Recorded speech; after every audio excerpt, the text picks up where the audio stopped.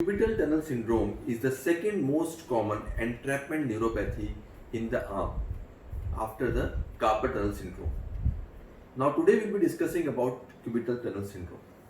Cubital tunnel syndrome is actually a compression of the ulnar nerve at the level of elbow.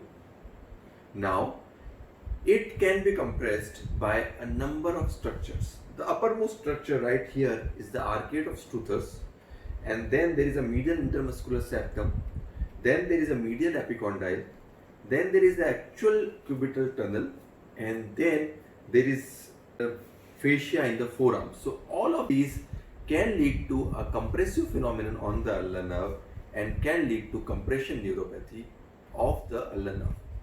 Now what are the differential diagnoses? The other differential diagnosis can be a C8 radiculopathy because of the cervical issue, or a thoracic outlet syndrome, or a compressions in the Guyon's canal. Now Guyon's canal is a ulnar nerve passage at the level of wrist. So how will you clinically differentiate a cubital tunnel syndrome from a compression in the Guyon's canal? Now conceptually, the dorsal branch of the ulnar nerve, which supplies the dorsal aspect of the hand, takes its origin just above the wrist. So if there is a compression in the cubital nerve, at the cubital canal or cubital tunnel syndrome, there will be sensory loss on both the palmar as well as the dorsal aspect of the inner 1/3 of the two fingers. If there is a compression at the Guyon's canal, the sensory loss will be only on the palmar aspect and the dorsal aspect will be normal, because the nerve to the dorsal branch or the dorsal branch of the ulnar nerve exits just above the wrist level. So this is how we differentiate between the cubital tunnel syndrome and compression in the Guyon's canal. Now what are the symptoms of a ulnar nerve compression? Grossly there are two kinds of symptoms. Sensory symptoms, which I told you, is the weakness, is the sensory loss on the palmar and the dorsal aspect of the inner two of the fingers, that is the little finger and the half of the ring finger. The second parameter is a motor loss. Motor loss is actually of the weakness of the hand, because the ulnar nerve supplies the hand muscles. It causes weakness of the hand. So there are three signs. One, you can see clawing of the hand like this in ulnar nerve symptoms. Second, you will see a Fromet sign, which is positive. Now what is Fromet sign? Fromet sign is seen because of the compression. When we hold a paper like this, it will just slip off of its edges and the thumb will be flexed. So this is due to an action of the thumb muscles, which is supplied by the ulnar nerve. So in presence of ulnar nerve compression, there will be a flexion of the interphalangeal joint of the thumb when we hold a paper. So this is called as a Fromet sign.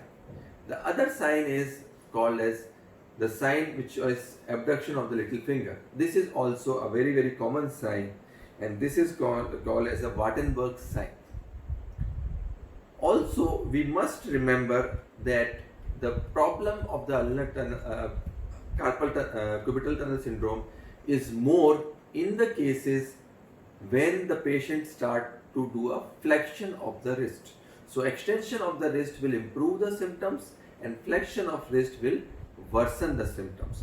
This is because a normally oval cubital tunnel will become an elliptical shape in the flexion. So this cubital tunnel syndrome is more common in those manual laborers who are doing heavy work with keeping the elbows in a flexed position.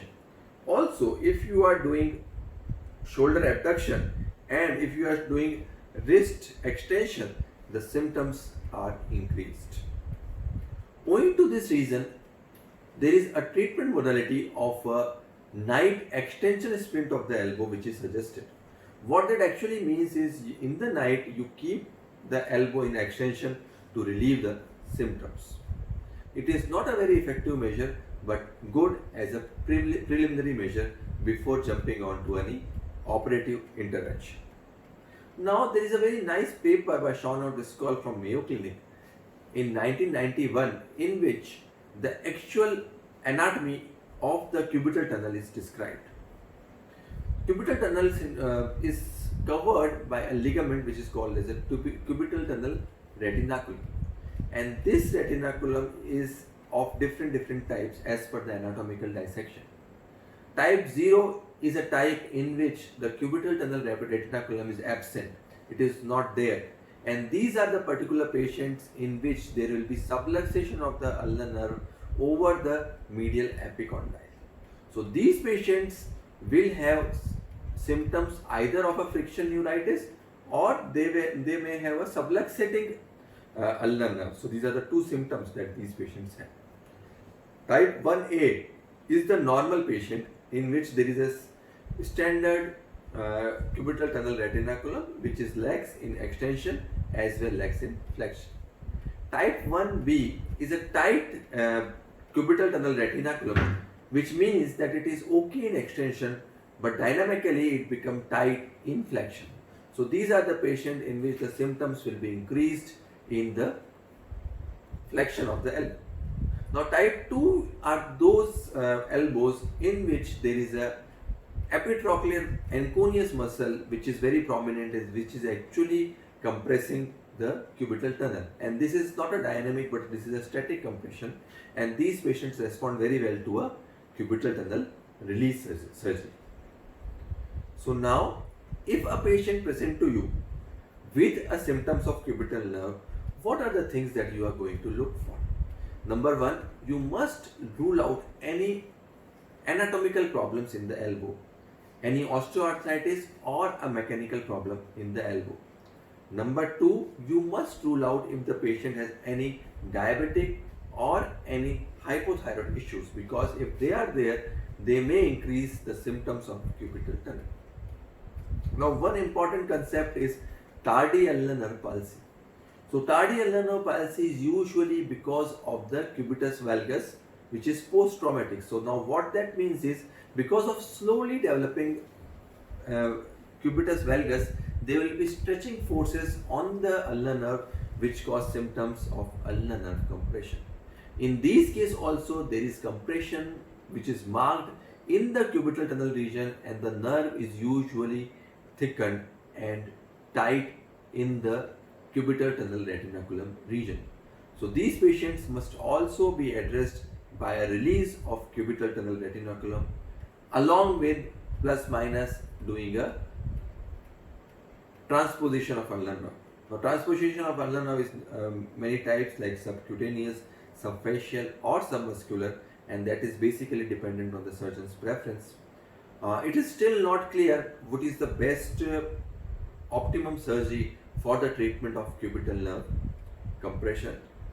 The most common procedure that we do is a ulnar nerve release or ulnar nerve decompression, and occasionally in some circumstances like tardy nerve ulnar nerve palsy, or in revision cases, or in a severely tight scenario, we may like to add on a transposition of the nerve to treat these problems.